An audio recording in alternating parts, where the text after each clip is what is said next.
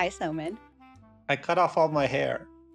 I know. I was going to say, I really like your haircut. I was also going to say, we got a bunch of comments basically being like, starting every show with Hi, Soman is very comforting. It's comforting to me every time you. That's why you tried hello once and I lost my temper. Yeah. You know what the people want. And the people wanted you to have a haircut. You've got headphones on, so I can't really see the full extent of it. But it's super short. I like it. Although Yeah. with most men, it's like, okay, it wasn't a very dramatic change. Mine was getting really long. I felt like I watched Carlos Alcaraz accidentally shave his head during the US Open. It was a bad shave. And I just was like, he looks like a warrior. And I was like, I want warrior energy. So then I just told the woman, I'm like, essentially, give me a buzz cut, but don't give me a buzz cut. And that's kind of what she did. It's funny you thought he looked like a warrior. I thought he looked a bit like he'd been, different saying, like he'd been through the wars. Girls hated it. Gays loved That's an interesting, usually we are aligned. Usually our peoples are one. The gays love their short hair these days. I was thinking about my question I wanted to ask you was whether, because I get this whenever I go to school visits. They ask, if you were not a writer, what would you be? Ooh. And so that was my big question for the day. And I was thinking, if I couldn't be a writer, I would have been a figure skater. No.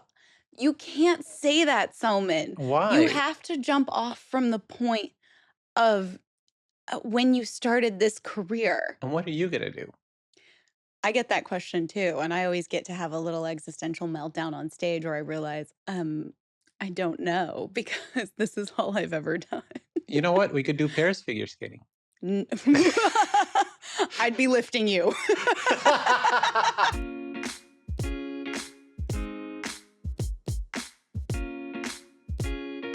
Hi, I'm Victoria Aveyard, author of The Red Queen and the Realmbreaker series. And I'm Soman Chinani, author of the School for Good and Evil series, and welcome to Plot Twist, the podcast that takes you behind the scenes of the biggest swings in our careers.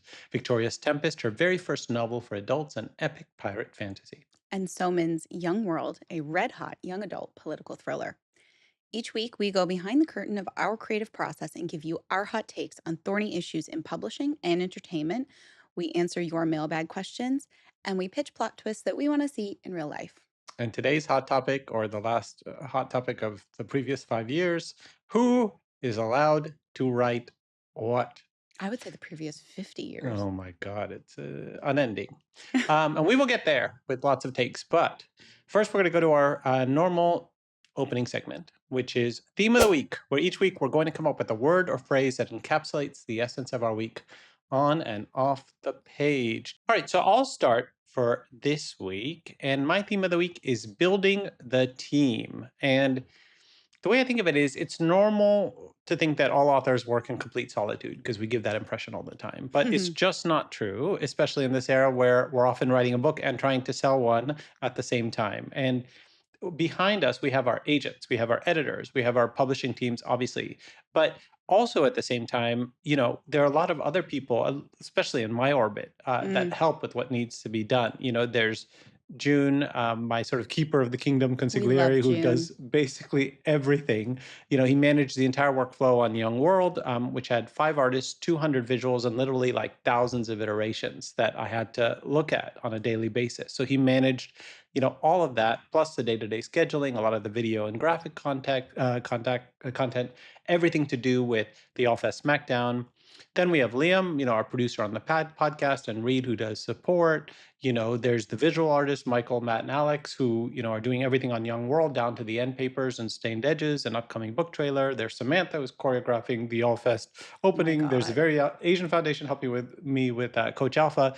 What I realize is I'm an author, but I also have to be a manager at the same time. And I feel like that's part of the career now. And if you suck at management, not only will nothing get done, but you're going to waste so much time and money and resources. So that's really been the theme of this week with everything that's kind of ramping up at the same time, which is manage the team efficiently so I can maximize writing time. Because if I'm not writing, then A, I get grumpy and start to fall apart. And B, I'm doing everything but the only thing I'm actually good at. Wow. I think it is great to illustrate that authors exist on a spectrum, Mm, and you are on one end of the staff and support team spectrum, and I am on the other, this is so maybe true. for the worse. I've been um, telling you for years you need I an know, assistant. I know, but I'm a one-woman show outside the Hmm. usual publishing team of my agent, my editors, my foreign rights team, my Hmm. film agent, all very, very important voices in the orbit. But I don't have an assistant or a social media manager. It's just me. And I'm constantly running into moments where I feel like tearing my hair out because I don't have that kind of help where someone can take the things that I shouldn't have to do so that I can maximize the writing time. Um, but then I also have way more time where I'm thinking, what the hell would I even use an assistant for?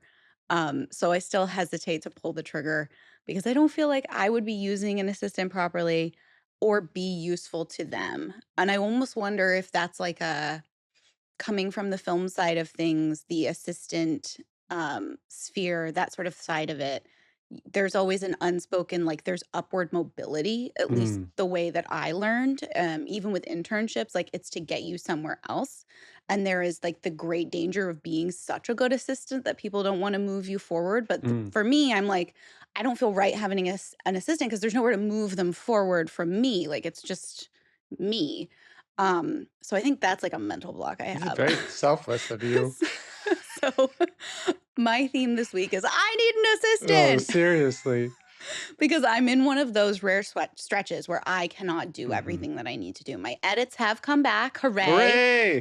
but I leave Hooray! for Europe in a week and a half. Oh, So I'm wait. trying my hardest to turn around this draft in time, prep for this big long trip, organize and bank up all my social media content, advertise the upcoming events and like make graphics because but I still don't have all the info I need to broadcast it to readers. So that's frustrating. And I'm also trying to like do your thing of maintaining that healthy living balance. Hmm. Um, or so maybe my theme is be Soman. I have to be Soman this week and going to the writing retreat cave. You do, yeah. I must admit, and this is kind of sad, I am happy to have plot twist come off my plate when we break after this episode. Hmm. Though I will dearly miss our recorded gossip And sessions. the crazy part is, you listeners are not going to notice a thing I because we've know. been, steadily banking our episodes, so that when Victoria goes on tour, you won't notice a thing. Maybe I'll You'll see her in two different dimensions. That's right. Maybe I'll come back with like a really I'm not gonna do this. I'm not allowed to do this. But you go to Europe, you want to have a cheeky cigarette or two. Maybe I'm gonna come back with a smoker's It'll be light. amazing. No, but I think you are in a situation where you need multiple things at once. You actually do need an Yeah, assistant right now. You do need the writing retreat, and need time to basically manage everything right. before you go on tour, which I know. you don't have. I do have the very, very great privilege of my husband who's very aware that my schedule has just gotten pretty intense Mm. and very compacted. And he's like, don't worry, everything else, all the slack that needs to be picked up, that's on me. Like, I'm cooking dinner, I'm cleaning dishes. Don't you touch them. When you go back to work or do what you need to do, please go like do a yoga class. Don't feel the guilt that I know you feel when you don't help in every single way you Yeah. can. So No, that's but very nice to be seen in that way.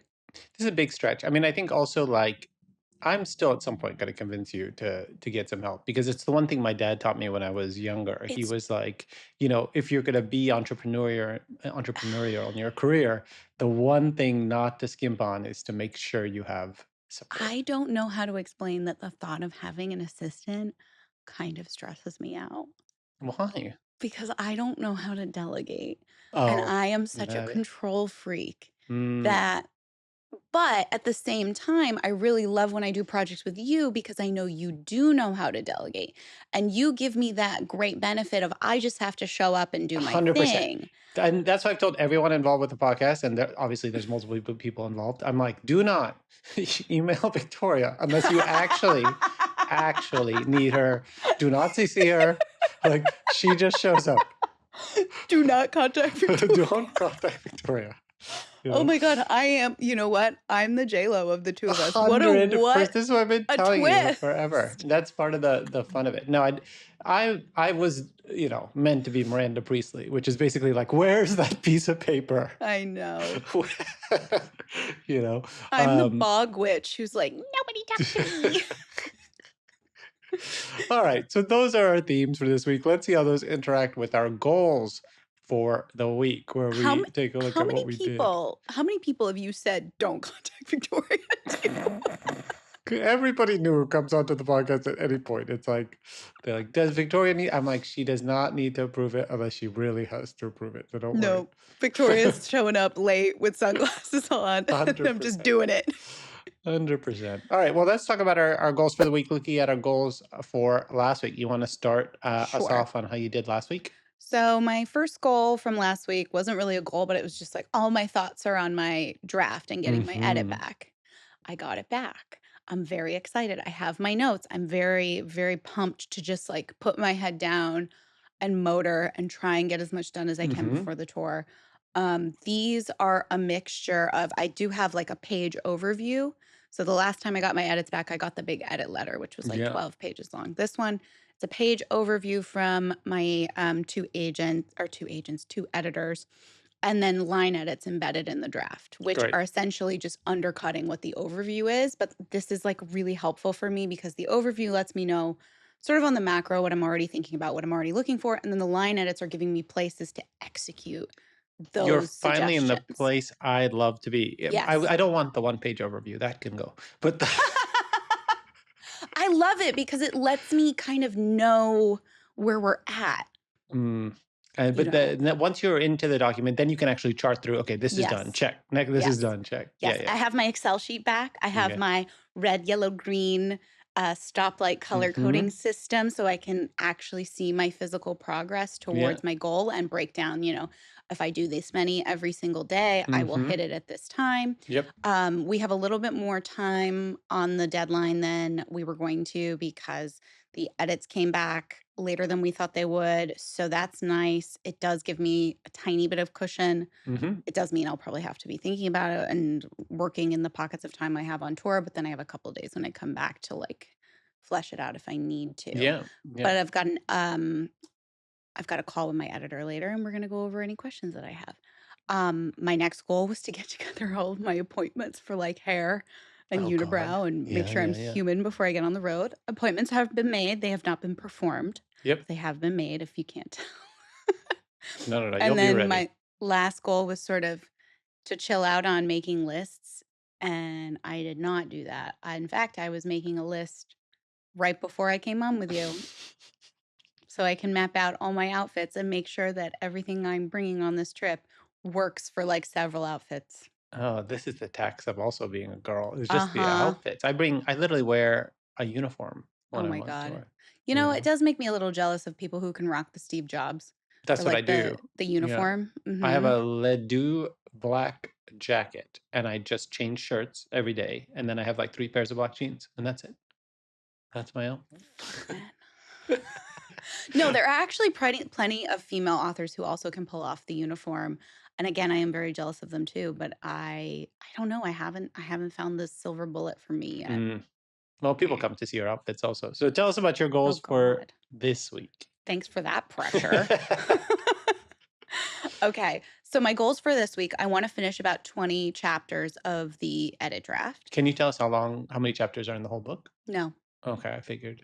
because well, no, I can't say why. Yeah, yeah, yeah, yeah, yeah. Later today, like I have a call with my editor to go over the notes, which Hmm. I again are like put together in a way that is very useful for me. And I can't remember who said this. I've heard it so many times from so many places, but sort of like every draft, you're kind of putting another coat of paint on it. You're Hmm. shaping the sculpture a little bit more. This is definitely um, the edit where we're just sharpening the characters in the world, not so much moving things around plot wise. Like that's not happening. I do have one big question that I want to get settled, so that'll hopefully be squared away, and Hmm. that will really tell me like what's going on with my timeline for this book. And then my last goal is to hopefully prioritize movement This is usually the thing that goes out the window Mm. in my time crunches when I'm really nose to the grindstone on a deadline. But at the very least, I want to get my stretches in so my back doesn't go out. And I'm using my little timer. So I get, an hour to sit and type. And then I have to stand for 30 minutes while I type. And then I get an Ye hour to sit and 30 minutes to stand. Well, it's Da-da-da-da-da-da-da-da-da. a good way at least of getting a little. I mean, do you know Andy Cohen, Bravo Andy Cohen, has a Yeah, masseuse I know come Andy Cohen. he gets a masseuse to come to his house every night for 2 hours, and that's how he goes to sleep, and I thought, "I could do That's how that." he goes to sleep. Yeah, I guess because he's so revved up, so he gets this 2-hour massage, and then the guy, like, puts him to sleep, and then he's falling asleep, and then the guy just leaves. I will that makes me nervous because 'cause I'm like, they're in my house and I'm asleep. But, you're also trusting them with, like, your nude body, so I guess it's Yeah, whatever. yeah, I think it's Oh, just I do like a massage. I think I like it because it does force you to not think about well, no, I think the whole massage. It does force you to not look at a screen. It does force you to not get riled up by anything that's Mhm. not already in your head. I've definitely had imaginary arguments while being massaged. Oh, absolutely. I mean, you come out of massage and you 100%. feel like you had this symphony of thoughts, you Right, and I know? get good, work ideas, and then sometimes you fall asleep. Yeah. But I feel like the money involvement really makes me try to be in the moment and just be like, "You paid for this, enjoy it. It's good for you." I think our goal should be to get to the place where we can afford a 2-hour one every I day, told you I got those massage goggles for my eyeballs. Those and are it works. You're nice. happy with them. I am. I really haven't had time to use this is terrible. I haven't had time to use them while going to bed. I'm gonna send them a request for sponsorship because I feel like they should Yeah, sponsor this pod. Therabody sponsor us, but seriously, Therabody for us and all of our bullshit, I that'd be know, nice. seriously, much needed. All right, goals for last week. You gave us no wait. Did you give us your goals for this week? I did. So, Okay, man, I gave perfect. you all my goals. That's how singular they were. They've all like blended My goals are into to finish my book and move my body. But 100%.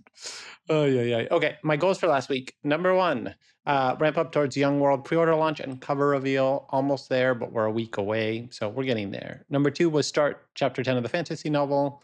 Not yet, but hopefully this week. And number three was last week was to finish the Dog and Pony show, sort of organize Coach Alpha. And yes, I met a whole ton of people in St. Louis, like spread word about the event. We're thinking about potentially moving it during school hours so that an entire this huge, huge ooh, high school where we're hosting it would actually sort of mandatory have all the students come to it, in which case we'd have an audience of like 700 kids. wow. So we might do that instead of doing it as an evening event, but that's, Does that that's change remains to be because you were seen. selling tickets as well, We were right? selling tickets, yeah. So we'll have to figure out what to do. Or you do too. You do one during school hours, one in the evening?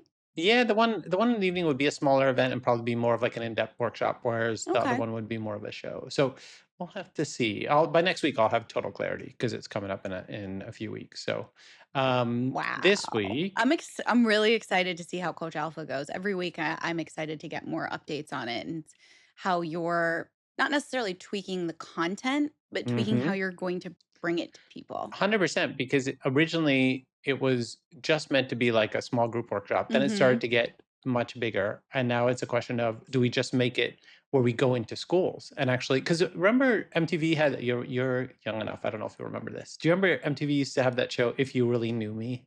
Yes. So that was a big thing growing up for us where they'd go into schools and have kids talk to each other and be like, if you really knew me, and kids would actually bond in a deep way over their secrets. And they realized that that only worked if you did it in school.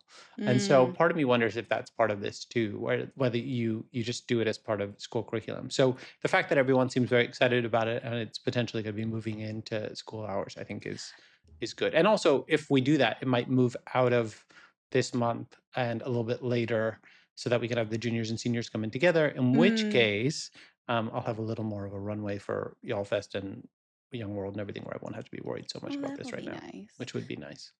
So just thinking about the runway you've got and it expanding so rapidly from just this idea that you had. Um, we put out books and we talk about, sometimes there's a floor of where it's going to land. You Hmm. never really quite know. Is it weird to be in a position where you're like, wow, I already kind of know that there's something here? I think in the sense of, to me, this is very much like a service for teenagers that I think they need. So Mhm. I don't even see myself at the center of it. I see it as just something like it's very clear teachers, educators, counselors want something like this to help Mhm. kids like figure out how to write and talk about themselves without AI. Like it's just Yeah. such a simple skill that they don't have. So I think it's more about like me meeting the needs of whatever the school is. So if the school's like, come in and do it here. Or if they're like, can you come talk to our, I don't know, book club or this club or whatever, I'll just go wherever because I have the same message, the same content or whatever.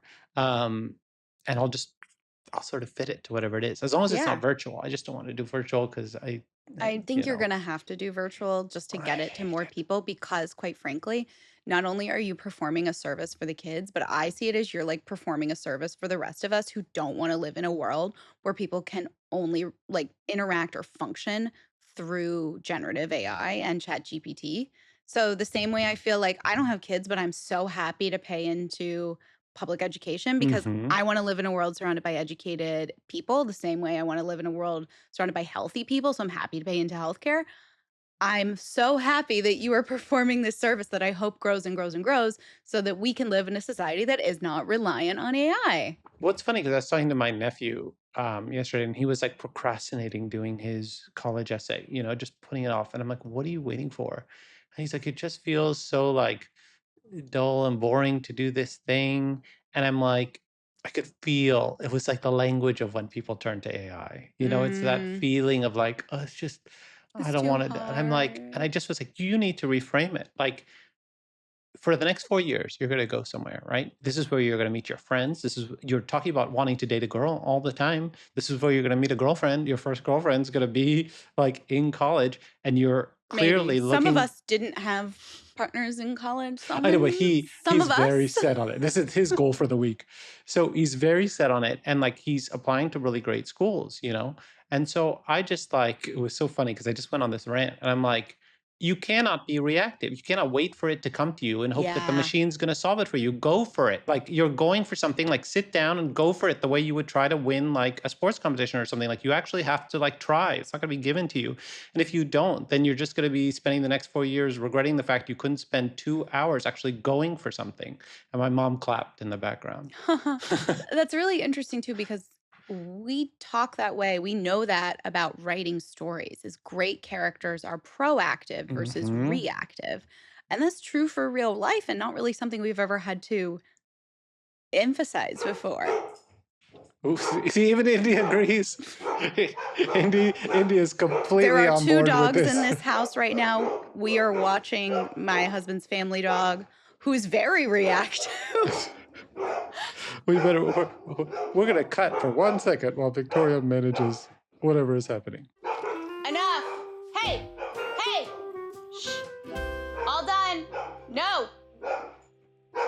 Oh my God, I wish we could have that as a blooper reel because you handled that the way you would have 100% handled like a 6-year-old child. Oh, screaming from behind a locked door. And like, please, thank you. Like, You're done. oh Great man. work. Thank you for Okay, screaming.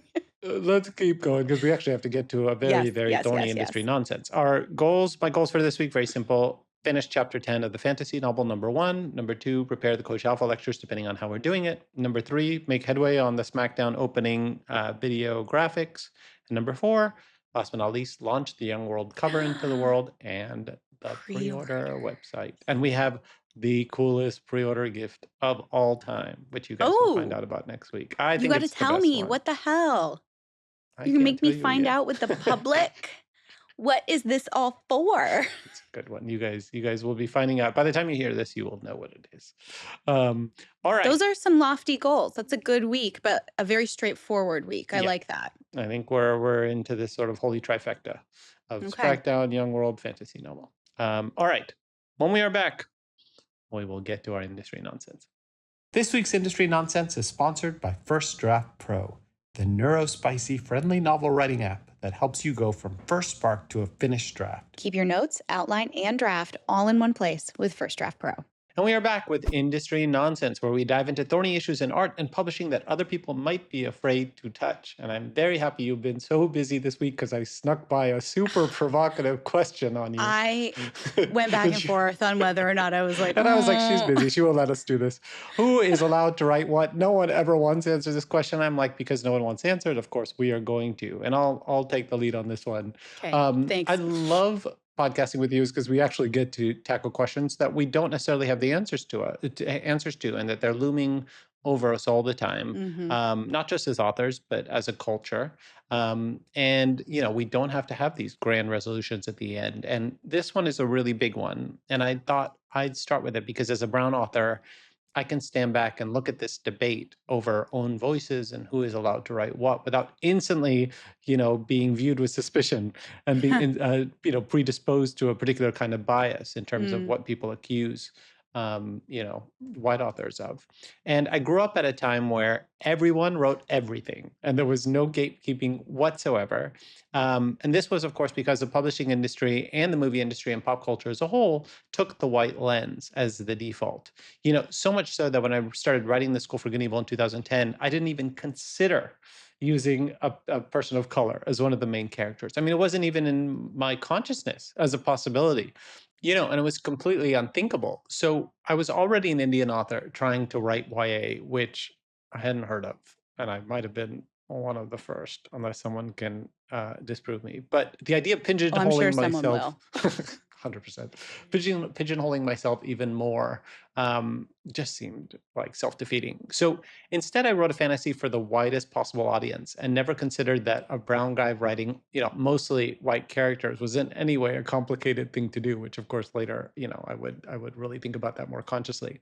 In fact, what I actually thought was controversial at the time was a man writing two female protagonists so intimately as the stars. And I kept thinking that would get me in trouble or scrutinized because I'm, not a female. But I don't think it ever did because at the time I wrote females much better than I ever did males. And no doubt because growing up, gay and closeted made me take the POV of females in order to understand desire and how to process it.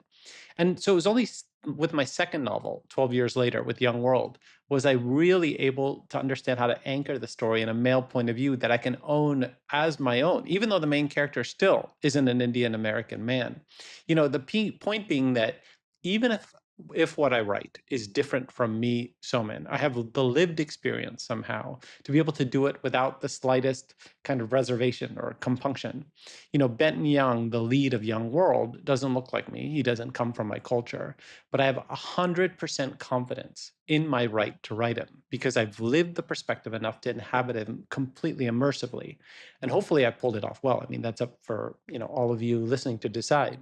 But here's where I get provocative because I firmly believe that even if you do not do it well and you write somebody that is not related to your experience and you do it absolutely poorly, you have the right to write whatever you want and about whoever you want, as long as you're willing to endure the judgment and backlash if you do it poorly.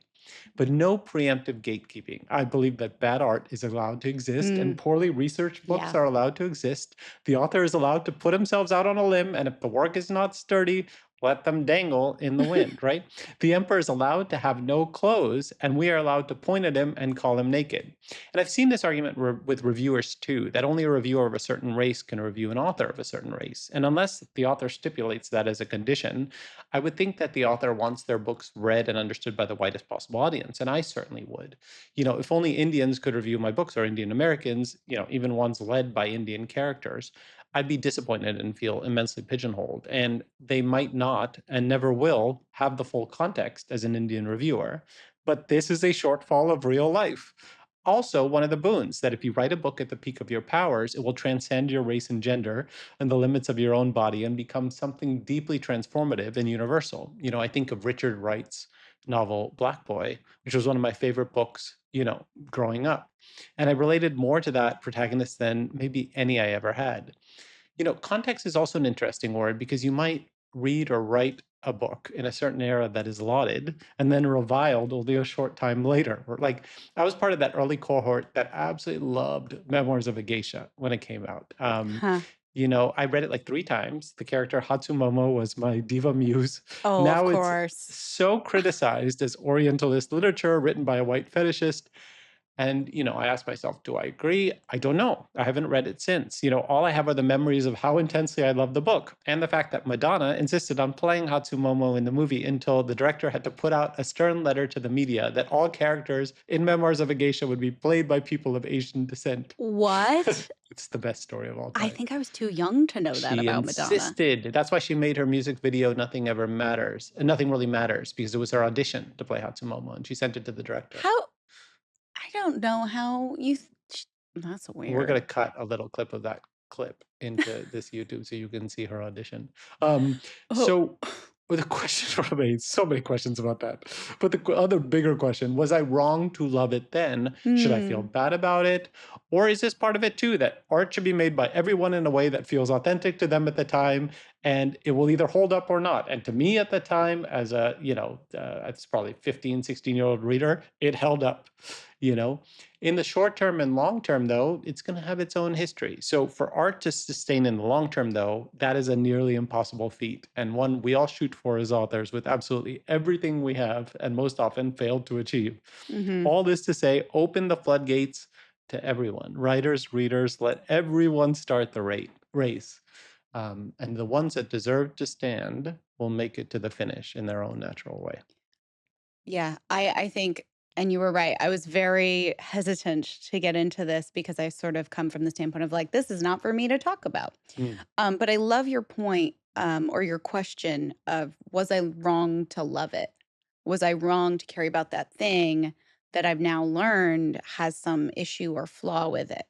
And we touched on that before a little bit with episodes like separating the art from the artist. And mhm, I don't think it's wrong to look back and remember what a piece of work made you feel or treasure what a piece of work gave to you or made in you, especially if you went on to be an artist yourself. You're still you because of the thing. And I think we should divorce from the idea that we should carry some like shame, mm, specifically shame, for liking something before we see all the angles of it. That's important because I think it helps diffuse that defensive reflex a lot of people have when they have their quote problematic faves. So if we take the shame out of it, then we can stop the defense mechanism. And the defense mechanism like stops people from listening, I mm, think. Um, Someone criticizing the things you love is okay, and it's not an attack on you. mm. So jot that down. And just That is a good one. right? I Yeah. think that's where a lot of the friction comes from is there's this immediate you're attacking the thing, so you're attacking me because it's so Mm, important to me, but I don't think we should approach it from that way mm, or we shouldn't think of it in that way. And just in case it's unclear, I am a straight cis white woman. That's my background, that's my lens. Um, Whatever sort of lack I felt of characters like me in the works that I love is only a percentage of what the actual absence is to more marginalized and diverse people. And even the fraction that I experienced fucking sucked. So yeah. I can imagine what it would be like to look in every single direction, in every story, in every piece of art, and never see my face or my experience reflected back at me. When we talk about diversity, when we talk about, expanding what's in our own works, I don't think it should be approached from an author like checking a box or filling a quota, regardless of what they feel comfortable with or can write. It should be more about, the attempt to create an accurate reflection and widening the lens we already have.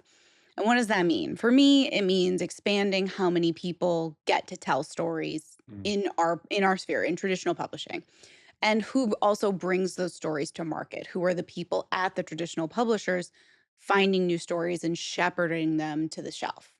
We do work in a capitalist system. This is a business. There's always going to be naysayers who are like, well, there isn't a market for mm, XYZ. And again, I think we're being selective when we say the market only wants one type of thing or one type of story from one type of author. mm. There's so many exceptions to the rule enough to be like, that's just not true. Yeah. You're just not putting the weight where it needs to be put, or you're not spreading the weight at the very least. Do I think it's also important to develop diversity in your own work beyond your own identity? Again, not for quotas, but I'm always looking for me to make my worlds feel real, to ground the extraordinary, to make you believe in the fantasy.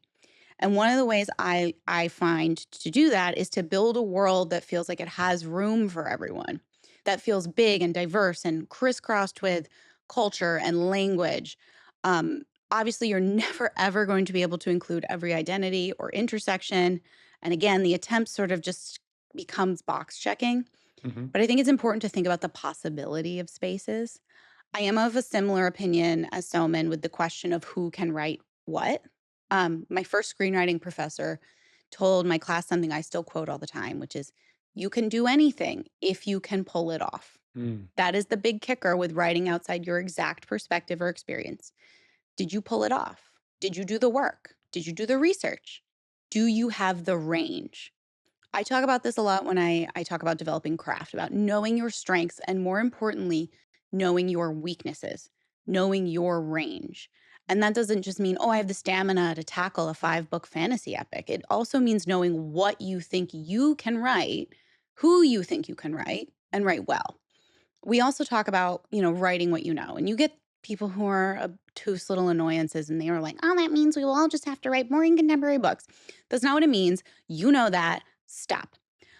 I don't have superhuman powers, but I know what it's like to desperately wish I had something special Mm. about me to set me apart, to make me powerful, and maybe even a little bit dangerous. We all know what that feels like. It's about finding your personal way into a story and its characters. And it's okay if you don't have one. It's okay if you don't have a touchstone in some journeys. That's okay. That's just not for you. We all have so many intersections inside us. No one has them all. So you don't have to grab for a story that you just don't have the Hmm. range for. Mm. And if you take the swing, if you make the attempt and you hit the mark, amazing. Now, do I think you get to say, rah, rah, look at me. I'm a straight person who wrote a well received gay love story. Put me on a list of queer books. That I personally do not feel comfortable with doing. And I'm not Hmm. telling you what to do, but it's just not something I would do. That's not your space to take. And I run into my own struggles there because readers will then ask, does your book have queer characters in it? Why don't you broadcast that? And I have a hard time saying, like, yes, there are queer characters without being directly asked because I don't I just don't want to advertise that way. It just doesn't feel like a space I should take up or a flag that I should be waving because it's not mine to wave. Mm. But I know people will have different opinions on that. Now, if you take the swing and you miss, I think you take the licks. I think that just comes with making art. Everything we do is on the line for criticism, every piece of the stories we tell. And there is going to be a spectrum in the responses to those stories. It's one thing to respectfully miss the mark on writing an experience outside your own. And it's another to be openly racist or harmful or sort of claiming of something that isn't yours to claim. Mm. I love all of it. So many good like threads to go down, and I'm sure some of them we'll explore in future episodes. I mean, there's two questions that pop to mind that I'm curious to get your Mm, thoughts on, given all the threads we've sort of opened up. One was an interesting one that Daniel Day Kim introduced, but in the context of movies, which he's mm, like, he was asked, should Chinese actors only play Chinese characters? Can a Vietnamese actor play a Japanese character? And he goes, yes, absolutely. And the reason why is because most of the time the screenwriter hasn't done the work to actually hmm. make that distinction. That's a very good point. So he's like, we're gatekeeping ourselves. And he goes, often he feels like the gatekeeping is out of this, theoretical mindset instead of actually engaging with the work and seeing, like, what has actually been done. And I think what had happened maybe for the past few years is it had become a theoretical gatekeeping. And I think the goalposts of that can constantly shift and be amorphous and cause trouble versus this idea that we're proposing of, well, let everyone do whatever they want. But when it's on the page, then we can gatekeep. Then we can say, this did it or this did not do Hmm. it. I would really, really recommend everyone listening go find that Daniel Day Kim clip because he also, if I'm remembering correctly, this was like totally off the cuff in an interview, Hmm.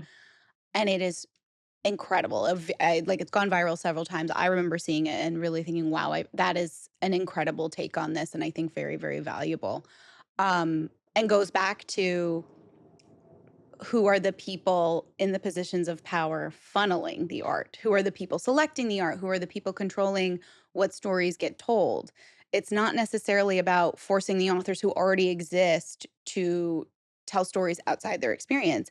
It's about getting more authors, more artists with different experiences into the room and onto the shelf. Well, what he said was also interesting was the idea that most of the time, in his experience in the past, these, scripts about Asian characters were written by white people. Mhm. And so then he's like, why am I gatekeeping something that has been written by, someone not from Right. any Asian culture? So then that goes back to the Memoirs of a Geisha thing, which is the author was a white person, but then when the movie was made, there was this thing of should they be played by all Japanese actors when the novel itself was written outside the culture? So, the other question that brings up, which I wanted to ask you, is there was this period in publishing for a while where it was like, we want Harry Potter, we want Hunger Games, but we want it to star a girl in a hijab, or like it was like take white sort of classic Mm. storytelling, Joseph Campbell, that sort of like hero's journey, and just change the lead to a POC,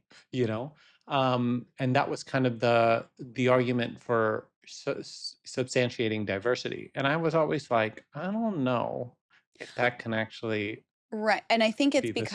because the way that's presented is almost like, those paper dolls that you could dress or, like, d it's almost Mhm. like you're just swapping out Katniss's head for a Yes. different head. You're not rethinking the whole story, the structure of the story, the conceits of the story, the tropes of the story, which are all fantastic, and I would love to see them through the lens of someone else and someone else's perspective. I think that's It's the the draw. lens Yeah, because it's yeah. you're still doing that classic story. You're still doing Hamlet, but you're doing Hamlet through the eyes of another world and another identity. And I think what they wanted it's to some extent is to just change the color of the main Mhm. character. But you can't To do check a that, right? box. Yeah, it was like I remember they were like, "Oh, Not we an should do organic a." need. There was a period where remember they wanted to do like a gay James Bond or a bisexual James Bond, where they're like, "Oh, he just happens to sleep with men, and it's no big deal." And I'm like, it would be a big deal, like it's part of the character. There isn't this idea of whether it's race or sexual orientation or culture. It it becomes part of the character. You can't just change the skin color, Mhm. and I think that becomes the often the default to for writers who are trying to incorporate diversity, but don't know how to do the work, or they're afraid. They just kind of write it like they would another character of their particular culture, and then just change the skin Yeah. color. And then Yeah. the flip of this, and this might be opening another can of worms, Mhm. are the people who look at not the necessarily the desire for diversity from the checkbox aspect, but from just, the natural inclination of people wanting stories that reflect them. People who look at that and see it as a reason for why they aren't getting published. Mm, And every single day we see someone, sometimes they're just rage baiting and like yeah. swipe away, but sometimes they're like, I can't get published because I'm a straight white woman. And it's like, Mhm. girl, I hate to break it to you, that ain't the reason. No. You're looking for an excuse that No. isn't my work sucks and I'm an idiot. No, 100%. And we all gloss over that because we're just like, anytime you hear the narrative of, straight white people Yes. can't get work anymore, you're like, okay, Look at the bestseller I'm not list. there with you. But It's on the reverse still side, if you write a super niche, cultural story, and that's being rejected. There could be a lot of reasons for it, but it also could be a creative one, which is simply that it didn't somehow hit that universal bar, which I was talking about earlier, which is unfortunately, if you are in the minority like me and you are writing a story about an Indian character, mhm. in America or something like that, it's got to be better than, what you could even possibly fathom It's because it the has to Olivia be able Pope, to, it has to twice as good expand for half as twice as good. much. Yeah, and also for in order to reach a bigger audience, it just is what it is, Right. That's part of reality. There's no reality in which, you're not gonna be And able not to just have an to audience, work but harder. again, the apparatus of traditional publishing, Mm, where if you look at the breakdown, you're going to be, if you're speaking from a more marginalized position, it's always going to be a little bit more difficult to find someone who aligns with that or resonates with that. and you have to be good enough that even if it doesn't resonate with the audience, Right. they see the value. And so that's Damn. You that's gotta just fucking part of it. It's transcend. tough. It's tough. But, that's the job of the minority, unfortunately, and that's the reality. So we can leave it there. Oh my God, so many questions opened up for future episodes. Mhm. And I'm sure people will have some thoughts and comments that will lead us down more Yeah. But I rabbit really holes. appreciate you pushing for us to talk about this and, getting your take. I think, it's a good conversation I and an love it. ongoing one. And it's gonna change. We could do this in a year. It'll be a totally completely different Yeah. conversation. So There's definitely been swings in publishing where you're like, "Oh, wow, it's really opening up," and then right back right to back. We're on this side of the pendulum. All right, when we are back, into the mailbag we go. Creatives run on ideas, not gym selfies, but even creative work needs a strategy for your body. Not wellness influencer BS, not fads, not gimmicks.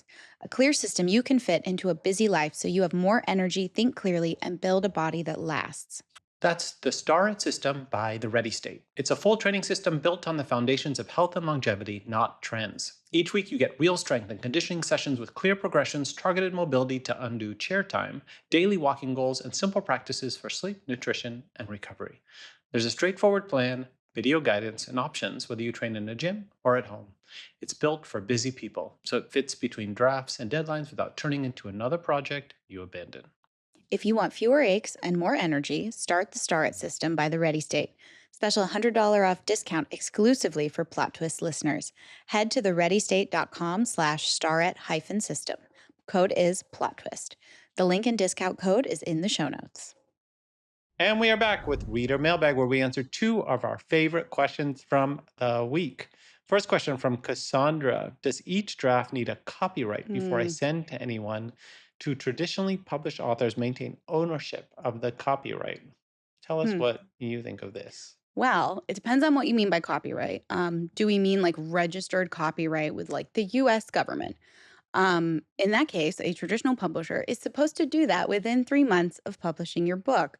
Of Mm, course, we are seeing a lot of big trad publishers haven't done that now that authors are checking their copyrights in light of the Anthropic AI settlement. So before this month, I would have said that's your publisher's responsibility to register. But now I think double check if the actual government copyright is what you're concerned about. When it comes to copyright for cases of, say, like infringement on written work, you can use dated emails to prove your timeline. A lack of copyright, official registered copyright, it isn't the be all to end all in a court of law, as far as I know, as far as what I've always been taught. hmm If you email it to yourself and then someone wants to sue you, like you can use that email as evidence. Um, when it comes to actual art in the work, like symbols, like maps, whatever, that can be case to case. With my YA books, I have a contract clause stating that all art made for my books by my publisher, something they commission, actually belongs to me. Mm, Sometimes publishers will like allow an artist to maintain copyright as part of their payment. That is not allowed for my YA books. Um, and that happened after I made a huge mistake in creating the map myself for Red Queen, a very basic version of the map, but still very quite close to what you see. Um, and I failed to copyright it myself. So when my publisher asked, like, "Do you have a map?" and then they gave it to the artist, and the artist jazzed up the map for the interior, I no longer owned hmm it. And I actually had to buy back the map I created the entire base for from my publisher. So since then, we learned the hard way to try and get ahead of those things. Now, with Tempest, and I mentioned this before, I'm designing some art myself to be copyrighted ahead of any art or licensing, just to, save my ass. I love this because I learned from your map experience. Because School for Good and Evil, I don't own any of the art, but it's different. It's middle grade, meaning Mm, there's literally dozens and dozens pieces of art. It wouldn't make sense that I own them when there's an incredible illustrator actually illustrating all the chapter openers. But with Young World, there's over 200 visuals in the book. mm-hmm. I paid for everything because I Damn. wanted to completely own every pixel of that book. And so, other than the cover, which I, tried to use designers for, and as you've heard on this pod, we went through literally dozens and dozens of drafts until we had to actually use someone outside who magically hit the spot. But otherwise, everything between the covers I own in order to protect the That's copyright incredible. and not have that situation that you found yourself in. All right, second question from Molly. I'm working through draft 3 of my novel and I'm ready for feedback. I have the financial means to hire a developmental editor to critique it. Do you think it's worth it? I want my draft that I submit to agents to be as polished as possible. Okay, from Mm, my end, I say I think it is if you get someone reputable who's been an editor of actual published books. Like, I have someone in mind actually, if you want to write me privately, but that's, I think, the key, that it has to be a former editor who worked through the system and has a mm. legitimacy and bona fides to actually critique the work, rather than just take your money and leave it no better than it was before. I think if you're going to go that route, you better hire someone who has actually worked in a publishing house. Yeah, I mean, if you have the means, go for it. But again, every road is different. Some authors don't hire Hmm. developmental editors for manuscripts before querying, some do. It's really up to your comfort level. And yes, please make sure they're a real editor with real clients and not some scammer. And also, please make sure that you are willing to listen to them. Mm, That you good point. are, I think maybe paying for it would, I would hope would, add a little more incentive to not dismiss anything they say if it's against what you think. And we've talked about this when we talked about the editorial process before, but it doesn't mean you have to take every note as gospel, but it does mean trying to figure out, why is the note here? Mm. So be prepared for that. Don't waste your money if you know you're not going to be able to handle an edit. I love that you found stubbornness as the key to all things here because I never would have thought of it. But yeah, if you're going to hire someone, make sure that you Oh, actually listen. I mean, it's something I see quite Mm, publicly with a lot of authors who are detailing their journeys and talking about, I didn't want to take that editor's notes. And you're just like, oh, maybe I should have. yeah.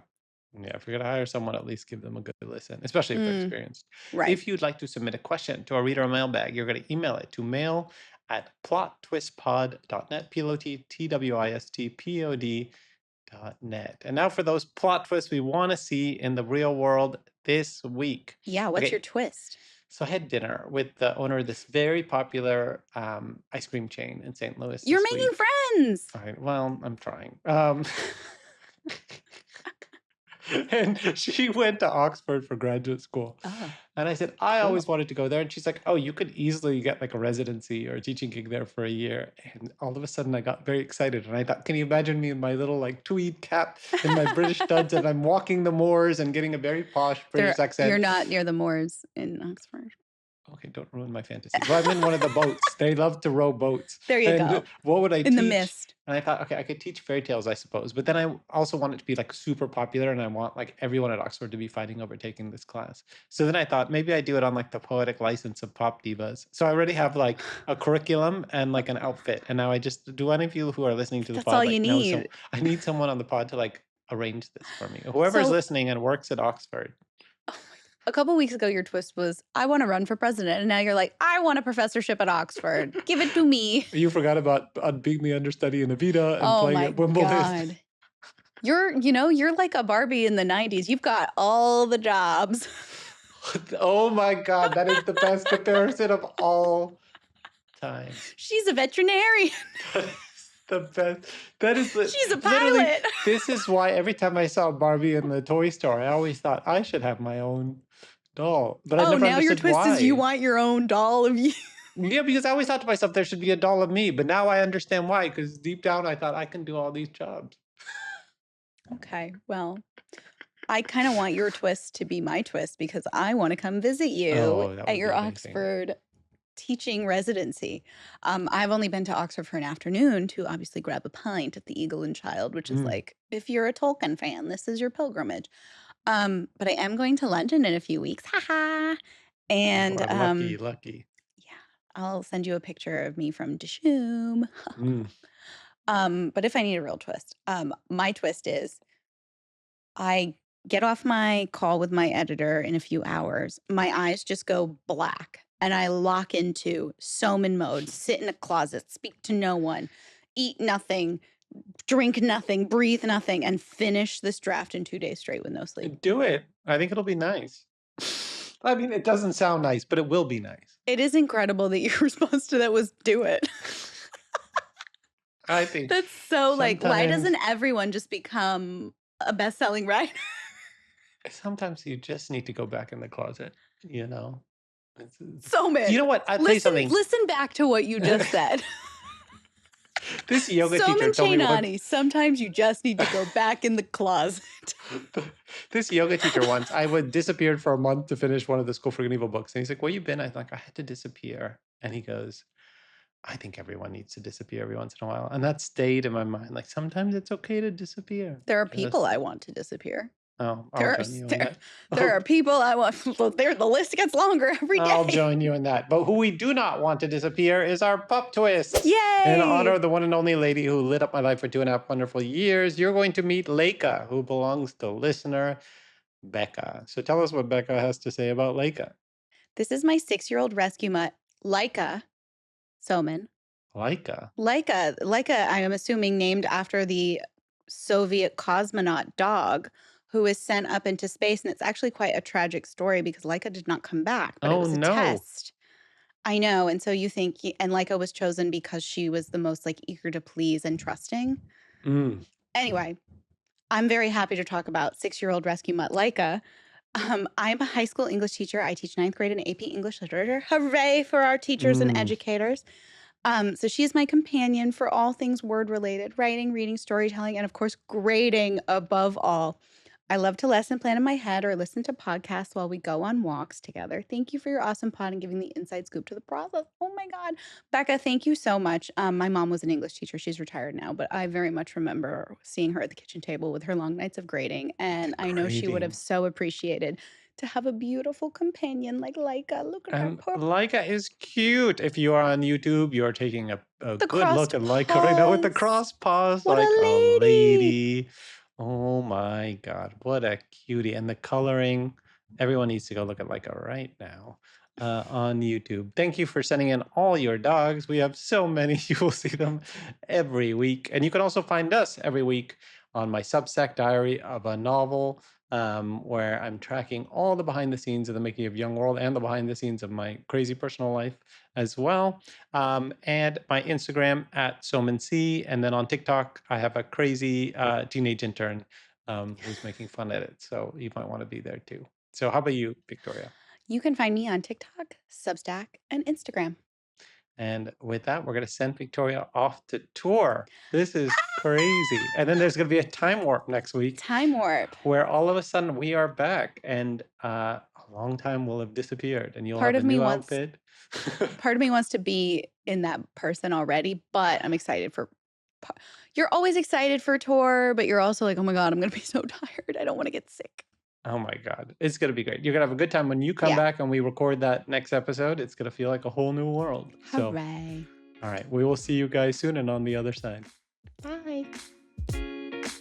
Plot Twist is hosted by Victoria Aveyard and Soman Chainani. It's produced and edited by Liam Billingham. Our logos, art, and graphics are by Michael Blank. The music is by Thieves and Louis Adrian. Production support from June Sekia.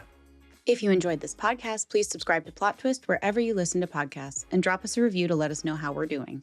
See you next Thursday.